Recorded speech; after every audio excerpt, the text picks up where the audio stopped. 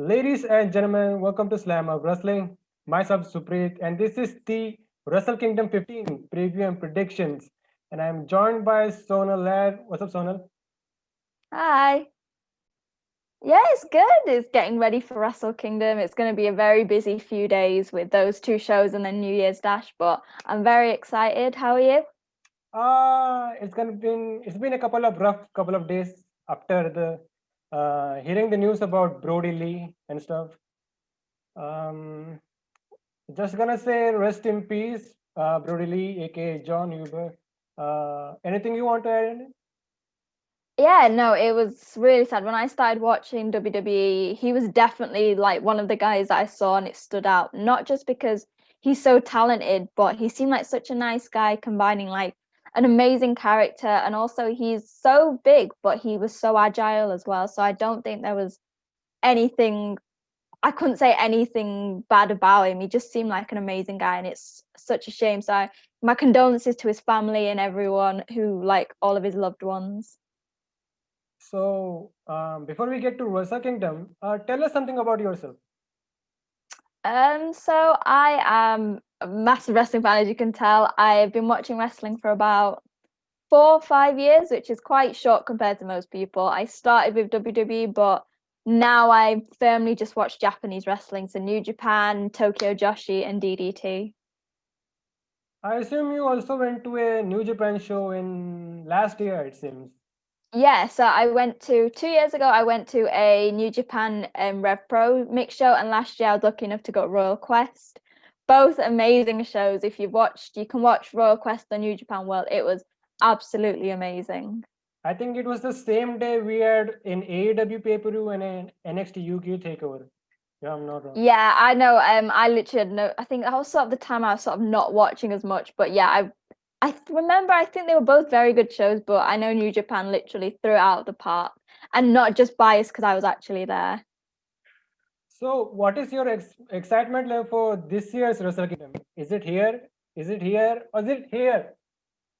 I mean, it's always really sky high. Like, this is, I think, my second or third time watching it. I think it's my second time watching it live fully because I think the first time I watched it, I think I only managed to catch the last few matches because I wasn't that invested. But yeah, considering everything that's happened, I am massively excited for everything that's going to happen, and I think it is just going to be in another amazing set of shows, just like last year. So, before we get into the prediction stuff, so if you're new to this channel, then make sure to hit that subscribe button and turn on the bell for all notifications. So, we are in Slam of Wrestling for all pro wrestling related stuff, including reviews for Raw, SmackDown, NXT, AEW Dynamite, and New Japan as well. So, I think we have about 13 matches on the card for 2 nights. It's spread out because we've got on the first night we have the opening Rambo, and then on the second night we've got the two Stardom matches. I don't know if they're going to be televised because last year they weren't. So I think depending on what happens with those, that's probably the right amount of matches that there are. So, if you look into that Wikipedia page, so they're showing that these two Stardom matches are they're going to be dark matches. I'm not actually surprised. That's what happened last year. And it's just such a shame because I know I personally don't watch Stardom, but I would love to get a chance to watch it. And this would have been the perfect chance. Like even this, yes, I agree with you. Like they should have at least put on one match on the main card. And I you definitely mentioned, think so. But I guess maybe that might cause issues. I think for people maybe who aren't fans of Stardom, maybe especially for starting the show, you want something that's going to be quite big to interest people. And I think maybe they're a bit worried that it might not connect to all of the fans. I personally would love it, but I guess it's up to New Japan. you also mentioned this 22-man New Japan Rumble. So even that's gonna be a dark match. They're saying. And I So think that's actually not going to be a dark match. I think that's going to be an opening because the show starts at 8, but on the Monday show, it's actually a special start time of 7. And I know they've done that in the past with the Never Gauntlets. So I do think that the Rambo will actually be televised. Basically, it's going to be a kickoff show. Yeah, basically it's an opening show. They've had it in the past, they've had different formats, and this is definitely new for the King of Pro Wrestling title. But I think it's really going to work quite well, and it's going to be a nice way to start a show that's going to seem quite serious. It's going to be a quite nice, light-hearted way to start the show. So let's talk about this match. So it's a 22-man rumble. So winner gets to challenge for the KOPW 2021 trophy in a four-way on the next night. So I'm a little confused here. Can you clear my doubt here? So what's going to happen? Well, that's the thing about the King of Pro Wrestling title. Nobody really knows what's going to happen. All we know is it's going to be some sort of rumble. I assume it's throwing over the rope. It's going to be all the guys who aren't on the main card. And I think the main four guys are going to go into the next day. Like I said, it's the King of Pro Wrestling. It could be any kind of match. We don't actually know. And I think that's the excitement about it. Like, we could literally have four amazing wrestlers doing something like a Yano Toro no turnbuckle pad match. So I think it's going to be unpredictable. I wouldn't like to guess what's going to happen yet. Probably after the first night, we can maybe sort of assume what sort of match it's going to be. I think it's a restart, right? Like Yano's not going to be the champion, right? I'm not actually sure. Like I said, King of Pro Wrestling is very unpredictable, so I think that might be the case. But because I mean, the only thing we do know is Yano is the 2020 King of Pro Wrestling champion, so I think that'll probably be the case, and then we'll start the year again, and then we'll see who's going to be the 2021 King of Pro Wrestling champion by the end of this year. Well, next year. So about this trophy, do you think they should have added a title implication to it? Like it feels to me like it is their own version of the 24/7 championship sometimes. I think it works the way it is. I think going anyway, sort of like that, means it's sort of copying the 24/7 title. This feels very New Japan. It feels like something a lot very light-hearted compared to what New Japan has. And I think as long as it sticks to that, I think they're good the way they are, because otherwise they could be accused of copying, and nobody wants that because New Japan is their own entity. So who are you picking for this match? This is hard because there are so many people. I would love to see Yano win again, just because I think there's a potential for it to be great to have him as the title holder again. Maybe top four, Yano, Suzuki, maybe Bad Luck Fale, because he's not got a match that day. Maybe Chase Owens. It's one of those guys, one of the top guys who has been missed off the cards, or one that maybe can bring something new to the title. I'm going with Iano, but maybe how about a young lion? Yeah, it'd be nice. I hope they are in it. I don't think they're gonna get to the final four, but I mean, if Uemura wants to be in it, that's great, because I love Uemura. He's probably one of my favorite young lions. Suji as well, Gabe. It'd be nice, but I can't see them winning. Maybe they will be in it, but I don't think they'll last as long as people would like them to. Speaking about the young lions, didn't they tease Suzuki doing something with the young lions at the Tokyo Dome? Yeah, I think it was either Suji or Uemura. I think it might have been Uemura actually challenged Suzuki for a match at the Tokyo Dome, which was probably the stupidest thing they've ever done. But if that happens, it will probably be a very quick match. Let's see. So let's get to the IWGP Junior Heavyweight Championship situation. So we have Hiromu Takahashi versus Adventasmo. Basically, it's a best of Super Junior winner versus the Super J winner. So the winner of this match will be facing Taiji Ishimori on the second night. So who you got here? Mm-hmm. It's actually a really good sort of match. I think it's nice to have two showcases of junior heavyweights. So we've got this on night one, and then the two junior matches on night two.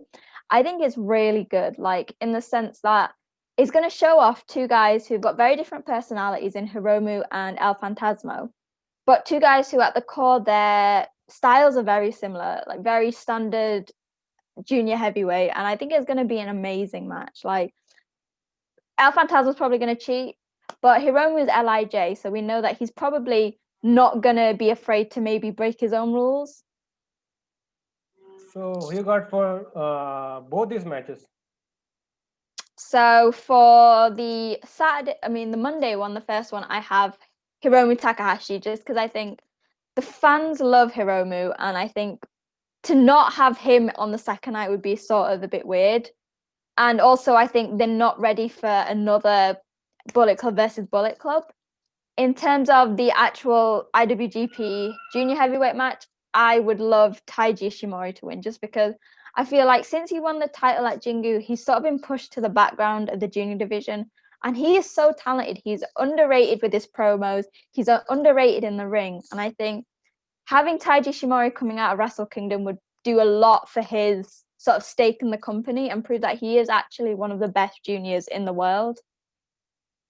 I think it's gonna be a predictable outcome here. I think Takashi beats Phantasmo and takes the title from Ishimori. I think that, like, if you look at his history at Wrestle Kingdom, that would probably seem the most likely. I guess it depends. Do New Japan, because if you got to think of the different matches on this Tuesday, do they want LIJ fans to go home happy? Or are they going to throw a spanner in the works, as we'll see from like the main event of night 2, where literally just it's going to be, as Ishimori said, a Bullet Club festival? I'm sticking with my pick here, Takashi. And if that happens, I think New Japan should start building up. I think the rematch for El Desperado, maybe at Dominion, where he finally wins the title. That would be amazing. I love El Desperado. It's probably one of my favorite wrestlers in the world, and I think I was gutted when he didn't win Best of Super Junior, so I would happily take that. I think that best of the Super Junior finals was a breakout performance for me. I don't think it was a breakout, because I think he's had amazing matches before. If you watch the 2018 Best of Super Junior between the two of them, he's had him and Hiromu just have amazing matches. I think because of everything that's happened, I think maybe this match was more broadcasted because it was the main event of the show. But I think in terms of El Desperado, I think he's always had amazing matches. And yeah, I just think now more eyes are finally on him. Like this 2021 was more important. Like you said, it had more focus on it. Like the English commentators back then, so it had more eyes on Mm-hmm. it. I definitely agree. I mean, I didn't actually watch the English commentary of this tournament because I watch it live. So I've been watching the Japanese commentary, but I can see where it comes. A lot of people do find it easier with English commentary, and I definitely started with it. Let's move on. We have Dangerous Tekkers versus Gorillas of Destiny for the IWGP Heavyweight Tag Team titles. Who you got? Dangerous Techers. I know it's another thing. I mean, in a reality, probably God, because it's their first time winning World Tag League, and I don't think they've ever retained at a Wrestle Kingdom. However, Dangerous Techers have done so much for the tag division, which a lot of people have said was quite bland. And I think taking it off them and moving it back to God is sort of just reverting back to the old ways. And I just think Dangerous Techers has been such a breath of fresh air in the tag division. Um, I'm also going with Dangerous Tekkers because, like you said, there's no point on putting the titles back on God. Mm-hmm. And first off, who's the babyface here and who's the heel here? I think I've discussed this on my latest video. I think Dangerous Techers definitely are the baby faces going in. It's a bizarre thing because it's Suzuki-gun, but there is something about Zack Sabre Jr. and Taichi as a team which just seems very pure and just very organic. They come in as heels, but help the tag division. Even during the G1, that's what they were concentrated on. And I always think if you compare Suzuki-gun to Bullet Club, there's always going to be slightly more hatred for Bullet Club just because of them as a group, especially at the moment. So yeah, Dangerous Techers are definitely going in as the baby faces, as bizarre as that is. We have Kenta versus Satoshi Kojima for the IWGP United States Championship certificate. So originally it was supposed to be Juice Robinson, but he got Mm-hmm. injured. Who you got? Kenta, as much as I love Kojima, they've not built up this whole story with Kenta and Moxley for what seems like since he won the contract, just for him to give it up to someone like Kojima. Like, I love Kojima, but we know he's not anywhere near the top of the company at the moment. Like he can put out some great matches if he can. Now, he's an amazing wrestler, like one of my favorites in the company. But I just think with everything they've done with Kenta over the past few months, it doesn't make sense. Maybe if it was him versus Juice, we might have seen the briefcase change hands, but I don't think it will happen with Kojima. So I'm also going with Kenta. Kojima can go back to his bakery, baking some bread. Yeah, him and the third generation crew can get some bread. They can film some YouTube videos if they want. But I mean, I would like to see Kojima with another big title run at some point, but I don't think this is the time yet. So how will you book Kenta winning the United States title? I would book it. I mean, I've voiced this in the past where I understand the travel restrictions and things, but we have not seen the United States Championship in what seems like nearly a year.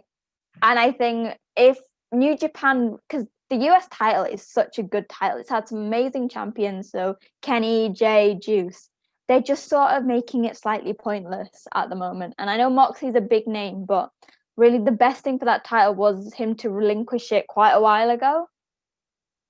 Like make an interim champion or something? Yeah, because the big thing was it's probably at the point that Moxley's got it, it can only be defended in America.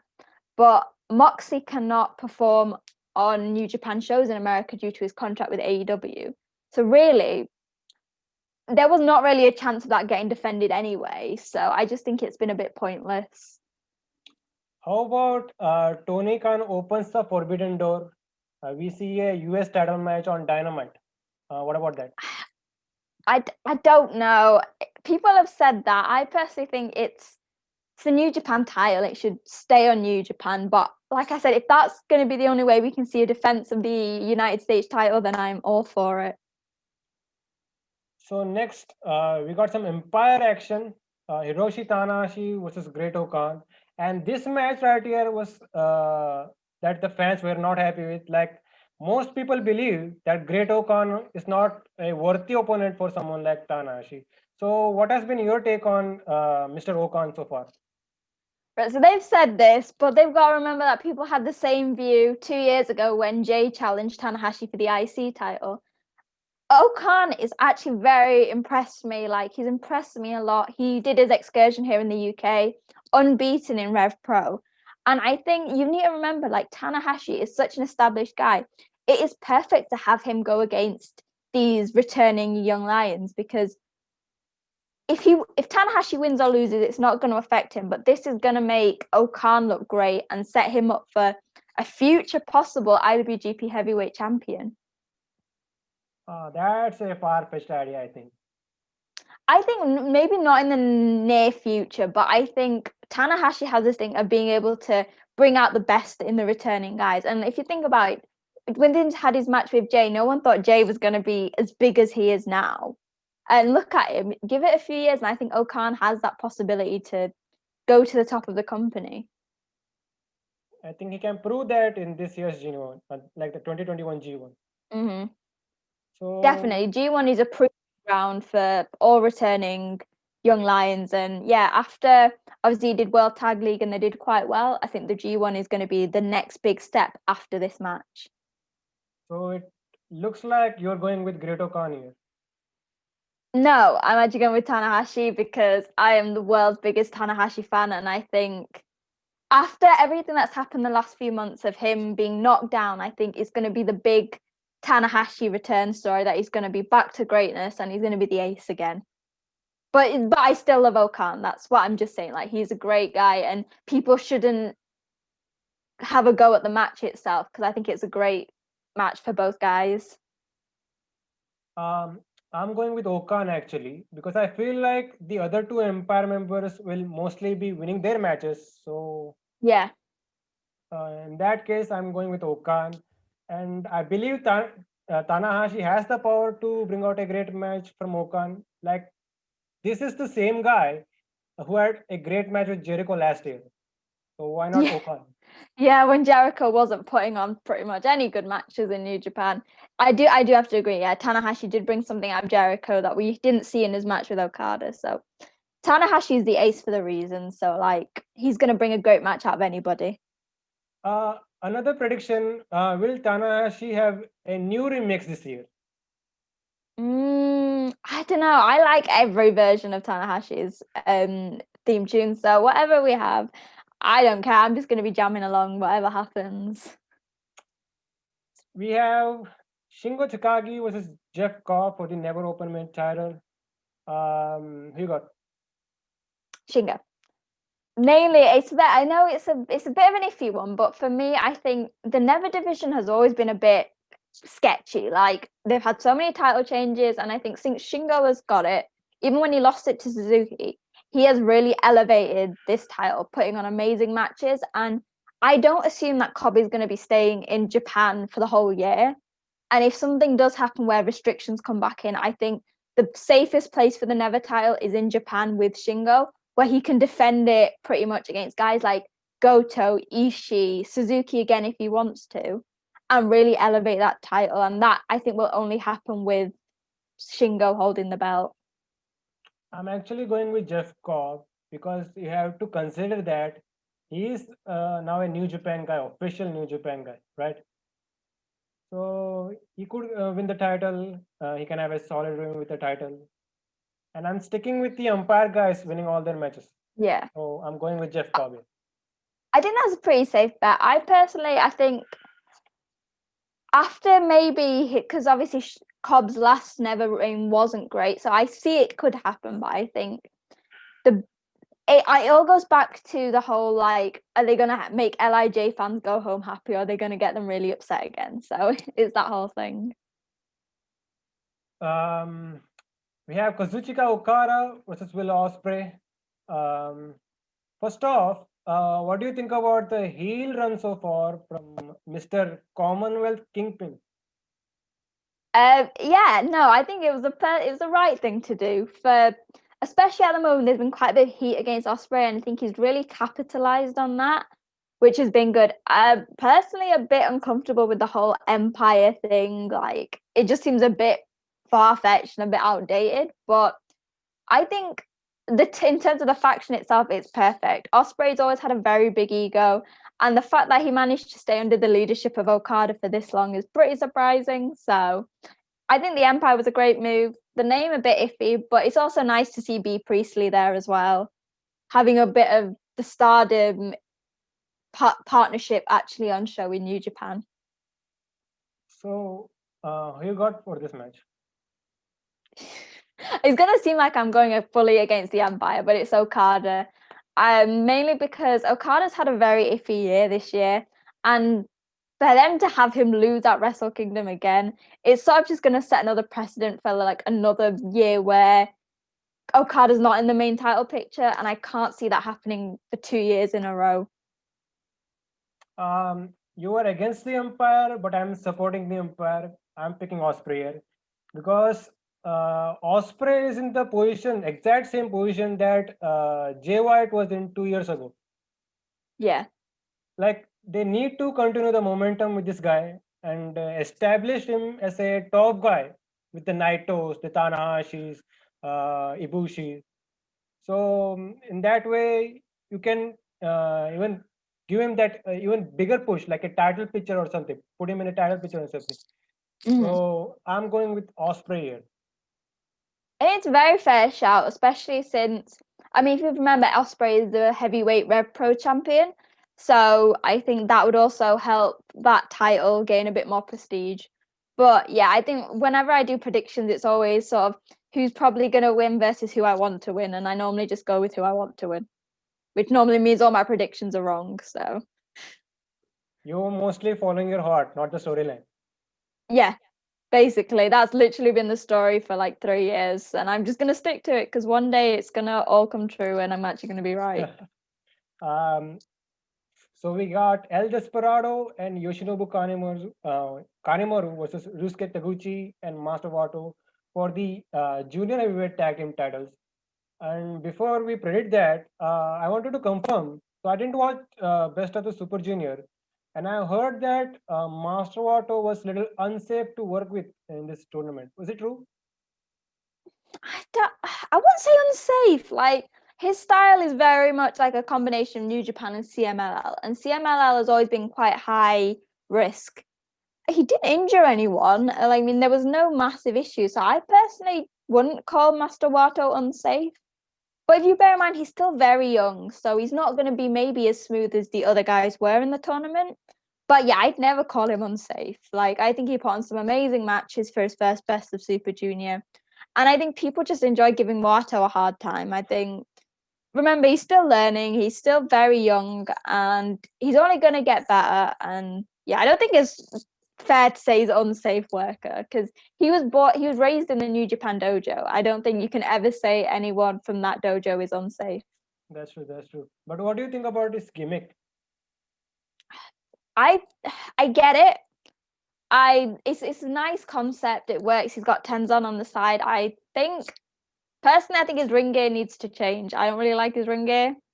I think it could be a lot more badass, especially with his cool hair and stuff. I think I'm hoping they're building it up to something where maybe like Wato goes crazy, turns on Tenzan, who's basically the pushy parent, and then maybe joins like another heel faction.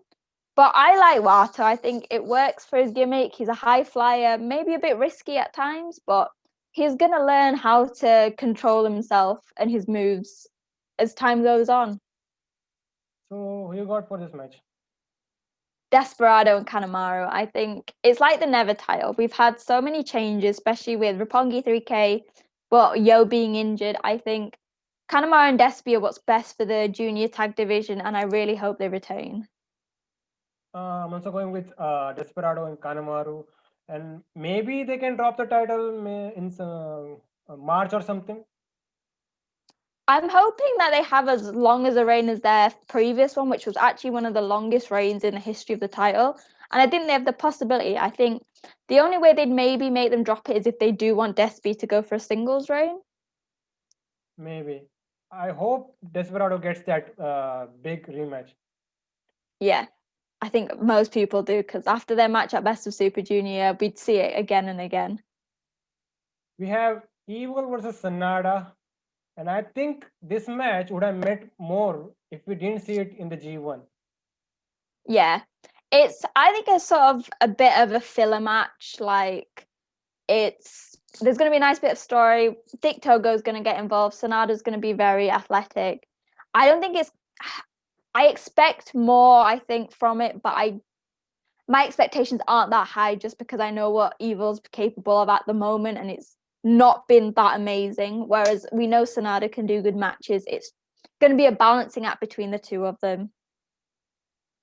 I actually missed the Evil, badass Evil that was going against Tomohiro Ishii. Like this The heel LIJ Evil was definitely a lot better than the Bullet Club Evil. I think everyone can agree with you on that. like, do you also get annoyed with the constant interference from Dick Togo? Yeah, so I always bring this up. I have no issues with Gato getting involved. I have very few issues with Jado getting involved, but for some reason, whenever Dick Togo gets involved, I just get really annoyed. I don't know why, but yeah, can't stand Dick Togo. I know he's a great wrestler. He's done all sorts in the past, but for some reason, he just gets on my nerves. Like the commentators do a great job, like saying it's a Bullet Club thing, but it's to a hardcore fan like me, it gets a little annoying. Yeah, I So, definitely agree there. so who do you think is gonna win this match? I personally think Sanada, just because I think we've it's with New Japan, it's the case that they always keep building Sanada up and then knocking him down. After beating the second time in a row, beating a champion in G1, they can't just have him lose to Evil. But if they do, it's obviously going to be a not clean match. So we're going to see Dick Togo getting involved. But my hope is Sanada. Yo, you said that Sanada gets the push, but New Japan sometimes brings him down. Is it because Mhm. he's not signed to the company? I don't think that's the thing. I've seen the rumblings going around and stuff, but we've seen in the past that's not necessarily the case. When Kota Ibushi was a freelancer and he was actually working at DDT, he still got the IWGP Junior Championship and he won the tag championships with Kenny, who was also signed to DDT. I think with Sonada, it may be more of the case of they're waiting for him. He's a great athlete. We know this. We are slowly starting to see his personality. I don't think, even now, I don't think he's ready for IWGP Heavyweight Championship match. But I think they're going to keep slowly building him up. And maybe that's why they keep knocking him down. Maybe they just want to see how he grows. I'm going with Evil actually because Sanada won their last encounter, right? I think they will be doing 50-50 booking here, so I'm going with Evil.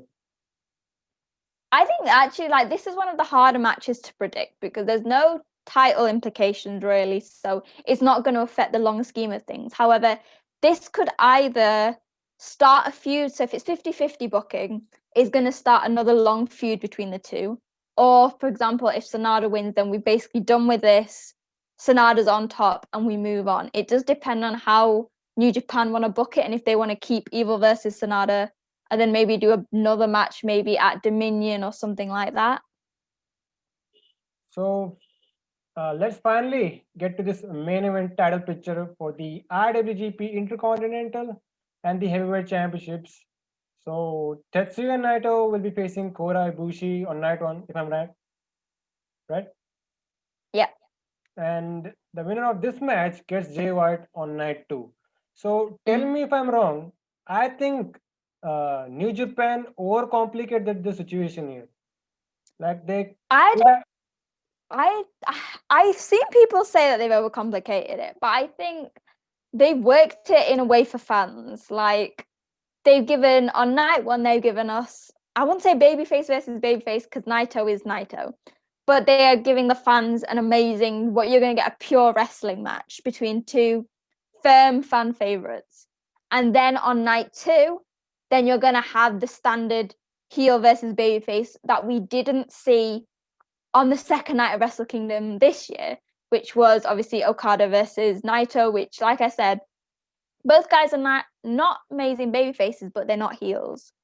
So by doing this, it seems like they're overcomplicating it, but really, I think they're giving fans what they want. Fans love seeing Naito versus Ibushi, but then we're going to also get your proper standard traditional heel versus babyface match on the second night, no matter who wins on the Monday.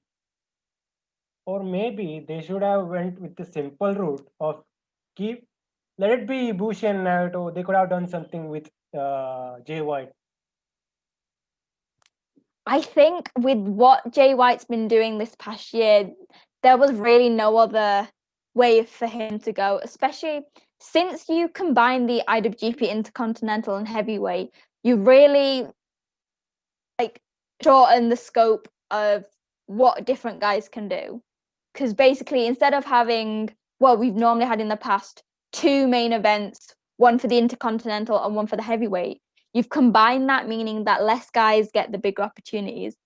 Really, with everything else going on, there was probably not really any other space for Jay on the card if it wasn't in this sense, if that makes sense. What about Evil? They could have done Jay White versus Evil. I've said this so many times. We've literally only 2 years out of a Bullet Club Civil War. We don't need another one this quickly. I see it happening, but for it to happen this fast after Evo joining the group, and two after the Elite versus the Firing Squad, Yes, yes, yes. it that would become a bit too boring, I think, for fans. At least they should have. So you did your double gold dash last year. So this should Mhm. year. So this year they should have done maybe separating the titles. Like night one they could have done with the intercontinental title, and night two could have done with the heavyweight title. Naito has actually said that. He said, well, what's the point of having two titles if I'm going to defend them both? But I think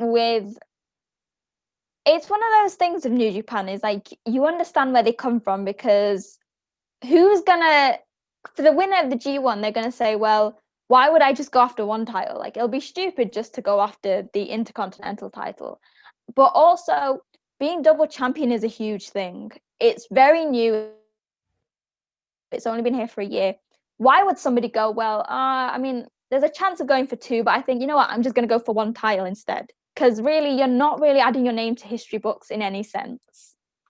I get you coming from, but there will come a point when this all will get a little boring and they start considering separating the titles. I definitely think they're going to separate it at some point. I just think it won't be for a while. It'll probably maybe be this year. It depends. I think if Knighto does retain or if Knighto wins it back at some point, he's definitely going to split it. He has said this time and time again. So, and maybe if like my predictions go the right way, which I'll say, maybe it'll get separated sooner rather than later, because it, with the titles being defended together, it's all or nothing. You have all the titles or you have none of the titles. And maybe by splitting it, you have the chance, the champion themselves has the chance to maybe have a bit more security, at least by holding one belt. Like you also got guys like Osprey coming up. Yeah, definitely.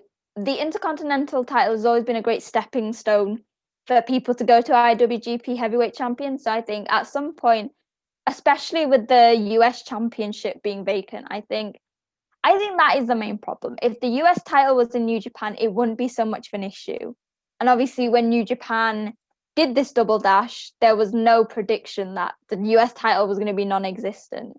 So I think if we can get the US title back, then it should be fine having the two titles together. But at the moment, we are lacking the secondary title that New Japan.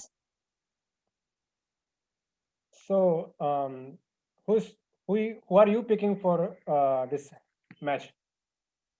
So for Naito versus Ibushi, just because it's going to lead into the second night, I have Naito winning. Just because my prediction for night 2 is Jay White. And I just think it would be so mean of them to have Ibushi win both titles just to lose them a day after. I'm actually going with Ibushi because it was supposed to happen last year, but this whole double gold dash thing happened. So this year it is a must-win situation for him. So I'm going with Ibushi here. I mean, I think either way, no matter who wins, I'd be happy. Like those three guys, Ibushi, Naito, and Jay, are three of my favorite wrestlers. But I am firmly a Jay White fan. So for me, especially that's after, not a secret.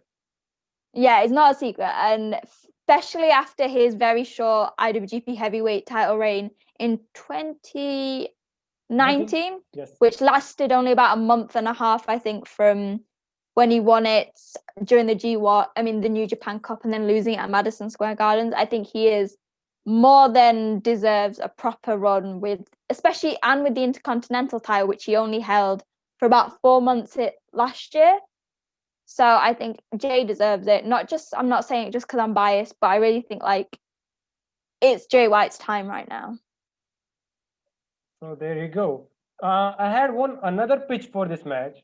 So if they were going with this current booking, they could have tweaked this a little bit. Like Ibushi could have announced, if I don't win the championship, then I will never be challenging for the titles ever again. Something like that. Could have given more important. I think so, but if you think about AEW have done that twice within the space of it, it's not something that New Japan ever does. Like if you had things like that, it would sort of rule it out and it would affect future bookings, if that makes sense. And normally when you have a match like that, as we've seen in AEW, you know he's going to win. And Ibushi is still very early in his career. Literally, he's just signed the full-time contract with New Japan. By doing something like that, you're sort of narrowing what Ibushi can do in the future. And there is going to be a time where he is going to be God, as he said.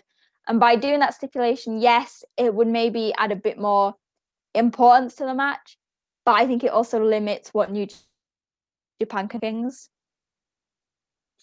So last thing I gotta ask you, which match will be the match of the year contender in Both nights. Oh no, that's hard now. Possibly, and I don't know if people are going to be on this. Whoever, if we predicted right and it's going to be Ishimori versus Hiromu at Wrestle Kingdom, that match is going to be very underrated, I think. Both the guys are amazingly talented, like crazy junior heavyweights, and they have the potential, I think, to have a match that maybe people won't expect to be one of the standouts. And it's going to be showing again, like the best junior, that the junior division is not something to be overlooked. In the past, people have used the junior division as a stepping stone. So Osprey has done it, Kenny did it. I think this match has the potential to show, if anyone remembers the press conference from 2 years ago, the Best of Super Junior, where Marty Scurll was basically like, the junior division is its own strong entity. At the end of the day, it should be seen as amazing and not just sort of less than the heavyweight division. This match definitely has the potential to do that. Don't forget that Osprey last year said that he wants to main event as junior heavyweight champion. Yeah, I mean, it would be amazing to see a junior main event, something like Wrestle Kingdom. Funny thing is, like, so many juniors have said stuff like this, but then they've all ended up going to the heavyweight division. I think this is why I think Hiromu and guys like Taiji Shimura are so important for the junior division. Hiromu said he wants to hold both titles. He's not said he wants to hold the heavyweight title. He said he wants to hold the junior and heavyweight together. So I think if that happens, we could possibly see a junior main eventing, and that could be Hiromu maybe next year. So those are our predictions for Wrestle Kingdom. It's definitely going to be. It's going to be an interesting show because we've obviously got a cap capacity and fans are not allowed to cheer. But I think it's still going to be an amazing show. And I mean, it sort of helps at a slightly later time. So I'm not getting up too early to watch it. Another thing, if you didn't check this out, if you hit Wrestle Kingdom on Google, it says cancelled. Did you check that out? Yeah, so I literally, somebody on a Facebook page that I'm in actually said that. And I do believe it's definitely not cancelled because New Japan have not tweeted anything. I do think it's more the fact that they have, unlike other years, they have stopped selling tickets. So you cannot get any of the seats now because of the capacity. And I feel like that might be a reason for it because normally it'd say like where to buy tickets and things. But yeah, definitely if it was cancelled, New Japan would have told us about it. So yeah, I don't think anyone has to worry about that. So before we leave, where can these guys find you? So I am on YouTube at Sonal's Life and on Twitter at wrestling_chat. All of my other links you can find, like my blogs and things, all under there. I tend to tweet, pretty much live tweet every New Japan show I can. You'll also see me tweet about DDT. So make sure to follow me if you want some, as British people call it, some banter, some wrestling banter. So you guys can find Slamhub Wrestling on Twitter at SlamhubW, Instagram at Slamhub Wrestling. So our podcast and reviews, you can find them on Anchor and Spotify as well. So this was the Wrestle Kingdom prediction and preview show, and we'll see you guys next time. Peace. Bye.